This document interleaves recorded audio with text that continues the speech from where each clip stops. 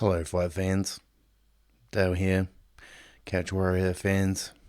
Dale here. Uh, how are we all going tonight? And yeah, welcome. Um, oh damn, it's yeah, it's that time of the year. Um, no more fights. Well, no more cool fights until the next year. We're done. Yay. No, it's all good though. But our last fight card of the year was pretty cool. I did pretty good in the picks too. I didn't do a very good one because I didn't really care for it because I thought it wasn't going to be that good. But it was better. It was a better end on the better end on a of an Apex card. You know, some good stoppages and all that kind of stuff. Some funny moments, all that kind of carry on. You know what I'm saying? We'll get right into it. So it was Manel versus Caps. Manel versus Caps. Manel versus Caps. Brandon Royval versus Manel Cap. Um, and yeah, that was a bit of a strange one, really. Bit of weird, end of ESPN era.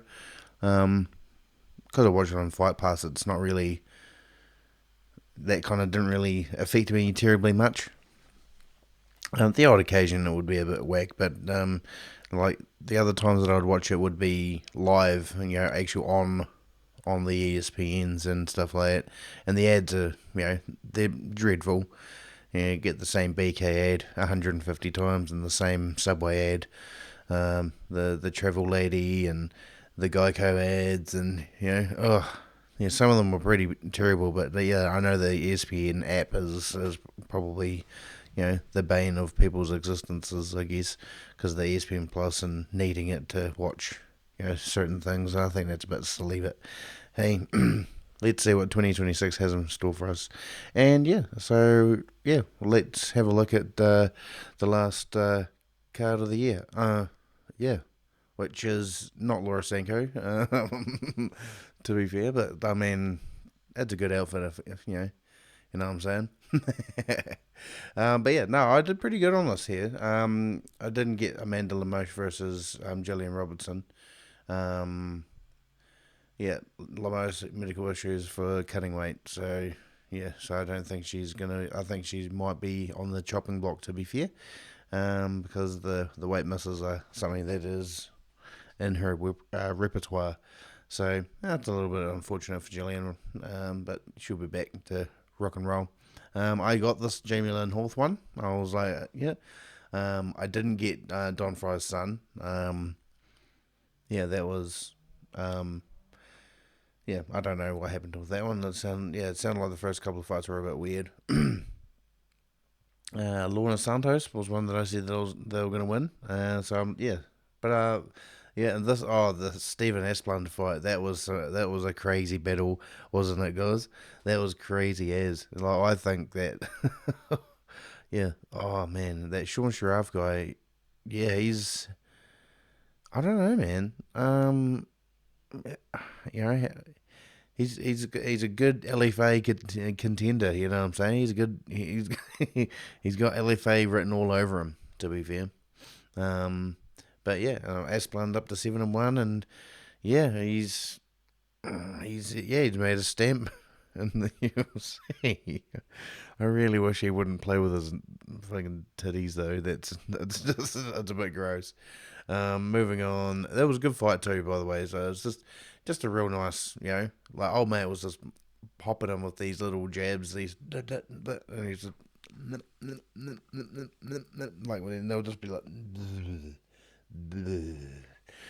they just yeah, like they weren't John Jones style eye pokes, we'll get to those. So yeah, then yeah, Joe Anderson Brito, oh, might as well have lost to Isaac Johnson, but I had Brito winning, so yeah, so I'm good on that one. Yaroslav Amasov versus Neil Bangdi. I unfortunately had to miss this because I had prior engagements with family. Yeah, so this one here, Amazlov absolutely dominated, and absolutely, uh, basically, yeah, munched up Neil Magny in 2.5 minutes, or well, yeah, essentially 2.5 minutes. So I mean, hey, because people forget, man, Neil Magny is the the hype stopper of people that are unranked in the thing. But no, I think this Amosov is going to get himself a ranked opponent after this, and he's going to do some pretty good things. I think he's going to. I think I'm going to put him in definitely in the top 10. He's definitely going to be fighting. I think he does pretty good against Ian Gary. I think he does pretty good against Carlos Protes. He'll do good, but he'll probably get caught by Protes, to be fair. But unless he plays it safe and makes it a boring fight. But then we had this fight here. This is, I think, I missed these 3 fights. Yeah, I missed these 3 fights. So King Green, oh no, Robert the King Green, yeah, he's a king from England. Uh, Robert the King Green. He smoked this guy, but for some reason this guy, one of the judges gave it a 29-28 to Gibson. So I don't know. Some more aura farming for Bobby Green. So he did good. And this here was a fight. So Marcus Buchicha versus Kennedy Nizajiku. Nizajiku. Yeah, there we go.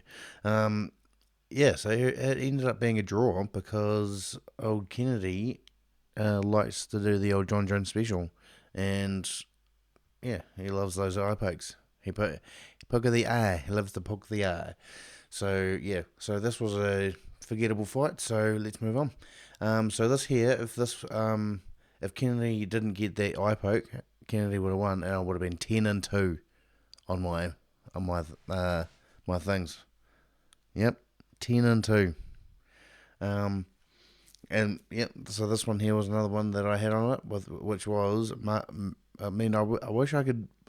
My hand could go and point at the screen that I'm looking at, but yeah, Miquel Costa versus Morgan Sherry. So this happened. Yeah, I didn't think it was just going to be a flatline KO of this dude in the first round. I kind of was maybe expecting it to be a bit more grueling. Pleasant result either way. Happy. Yeah, that was a great, massive head kick. Really awesome. Like just was all over this dude, and yeah, Sherrier had nothing for old Vitiligo, man. Yeah, the funny thing is that he is not that colour anymore. He is there. He looked actually quite cool there, but but no, he is fully white now with like a brown patch on his back, and that's pretty much about all he's got. So probably yeah. And then moving on, we have the Cesario Lajujic versus Cesar Almeida. See, I've got slightly better at the names too than last time, because I'm slightly more prepared. I told you I'd be slightly more prepared. This here was again just a forgettable fight. I was like, oh yeah, cool. So I thought that old mate Olajujic could have had a way more. There was heaps of opportunities for him to ground and pound and win the fight by TKO and get him out of there. But no dice, which is real dumb. But hey, that's all good. Then we've got Kevin Vallejos versus Giga. Jakadze. Anyway, this Andre Agassi looking motherfucker got knocked the fuck out by my boy fucking Kevin Vallejos. We are coming for the strap 2026, baby. I reckon Vallejos is going to be fighting hopefully someone in the top 15 coming up next. Maybe, I don't actually, like a Dan Ige or something like that. Dan Ige or um, David Obama or Steve Garcia. Like, like one of those kind of dudes that are in that kind of, yeah, they're getting close to the top 10, and maybe, and yeah, and then hopefully by then he'll, get his rematch and win against Gene Silver, and we'll be fucking laughing our way all the way to the bank, and then finally, with our last main event, of the evening, of the year, I should say, Manel Cap smoked Brandon Royval. Royval was looking pretty good when he was getting pressured, but he was still, throwing back and circling, and all that kind of carry on. But then Manel Cap just got a bit more, bullyish and pushed him up and just got him. And it was just it was a pretty it was pretty good. I mean, it was a pretty good stoppage, really. I mean, old mate just dropped like a sack of shit, and when you drop like a sack of shit, and when your face cramps out, that's when you know that you're a bit, boned. You know what I'm saying? So yeah, that's the final card of the year. I think we're, I think it was pretty cool. I think it's pretty cool. But I think, I just think it's going to be lame. I mean, I'm going to have to talk about Jake Paul versus Anthony Joshua, and I'm going to have to talk about Andrew Tate versus some guy, some random fella that I probably know the name of if I looked him up, but I just don't care. You know what I'm saying? Like, it's just. I mean, I'll probably like it when I actually do some study on it. I'll look it up during the week and and get back to yours on Friday. but for now, I've got a little piece of news for you, a little bit of goss. You know how I was talking about the Dana White and Francis Ngannou situation that I completely fucked up? Well, this is what it is about. So this is old blood. Dana talking about Francis Ngannou, and I reckon,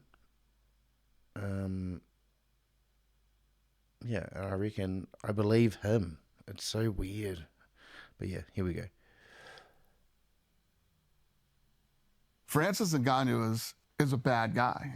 He's not a good guy. He plays the whole, I don't understand the language, and he tries to come off like he's a fucking nice guy, you know what I mean? And people go, oh, it's the language barrier probably. No, what do you mean? There's no fucking language barrier with this guy. He's a bad guy. I wanted to cut him early. When somebody shows you who they are, believe them. So he's going in to fight Stipe Miocic in Boston. He knows he's going to fucking kill Stipe. So after the press conference, we're walking down this hallway, and he comes over to me and he grabs me. Like that lady in and he says, let me tell you what's going to happen. His English is fucking great. What do you mean, Dana? My language is not great. I come from Cameroon via France, quote unquote. What do you mean, Dana, by that? Okay? No language barrier whatsoever. When this fight's over, you're going to book me a private plane to Paris. And I said, I laughed and said, oh yeah, he goes, I'm not joking. You're going to book me a private plane. Okay. So we go our own ways. Stipe Miocic beats the fucking shit out of him. So that ended really badly by you. that whole conversation. I should have fucking cut him that day. When you're an athlete that's signed by the UFC, you get full access to the Apex Performance Institute, and you can eat there. And you should know nothing. For free, everything's free, and do all this stuff. This guy was fucking living there, right? And he had just fought, and he comes up to my office. I said, "Come on in, what's going on?" And he was pissed off that he didn't get a $50,000 bonus. Francis, you didn't get it because this, that, and he's in my office and he's arguing with me. The conversation's over. I'm starting to leave, and he grabs me by my shirt. Fuck. And like pushes me back in my office. And I said, dude, get your fucking hands off me. I don't believe you said that, Dana. Those were the words that came out of you when Francis Ngannou grabbed you by the shirt? Yeah. Wow. And, you know, I would have been like, I hated this shirt. It's too tight. Well, it's like, Snuggle me, this shirt. But it's no, I could see in this guy's face and in his eyes and in the way that he's acting who this guy really fucking is, you know? Then. So, yeah, he goes on to say that he fucking hassles the other dudes and the PI and all this kind of carry on and all that kind of stuff. But I do not do that. I do not do that. But he's gonna. But I mean, so basically, he kind of clarifies it. Well, he doesn't really clarify it on this because it's on flagrant. Because obviously, the old Schultz and all those dudes, you know, they're kind of doing their thing, and you know, it's a bit of an exaggeration fest. But whereas I think he clears it up a little bit more with Oscar Willis and all that kind of stuff. But that's after this thing that comes out, and it's this is an art, by the way. This is absolute art. So the guys, by the way, I don't know why it's playing, which is a little bit lame, but this is all good. So this is what happened in the weekend for Francis Ngannou, because Francis Ngannou is looking at only having one more fight in his thing in his career with PFL, and they had an interim fight because for some reason he can't fight at the moment because reasons. So they had a interim heavyweight championship for Bellator, basically, and this is them, and this is him. This is Vadim Nemkov. Fucking hell, I'm terrible for names at the moment.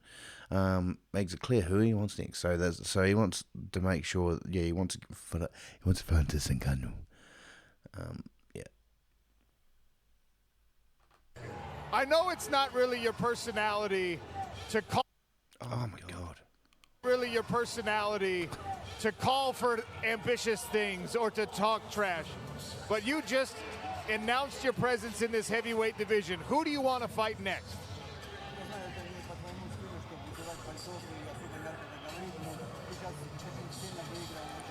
I want to fight. I want to fight. Francis Ngannou. Я подерусь с любым, с кем предложит организация. Oh, he's not even a parada. He's a. Или... He said, I'll fight anybody that the company wants me to, but I really want to fight Francis. I really want to fight Francis, and of course he's referencing Francis Ngannou. I know it's not really your personality. Man, PFL sucks, hey.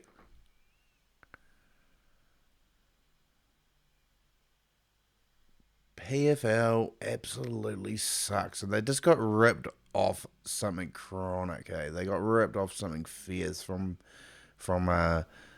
those dudes. It's pretty. It's crazy. I just can't get over how bad they are. But I mean, this is So this here is going to be. Ooh, I didn't realize I could do that. All right, let's see if I can do this shizzle. So this is old mate's response. Can I ask you point blank, did you ever put your hands on him? On Dana White? Yeah. He's responding like Dana. On who? Dana White? Did I ever put my hand on Dana White? I don't know. I mean, come on. We talk about this on Tuesday, you guys. Come on, man. Dana who? Dana White? Did I ever put my hands on Dana White? I mean, come on, you guys. We don't talk about this Tuesday. Can I ask you point blank?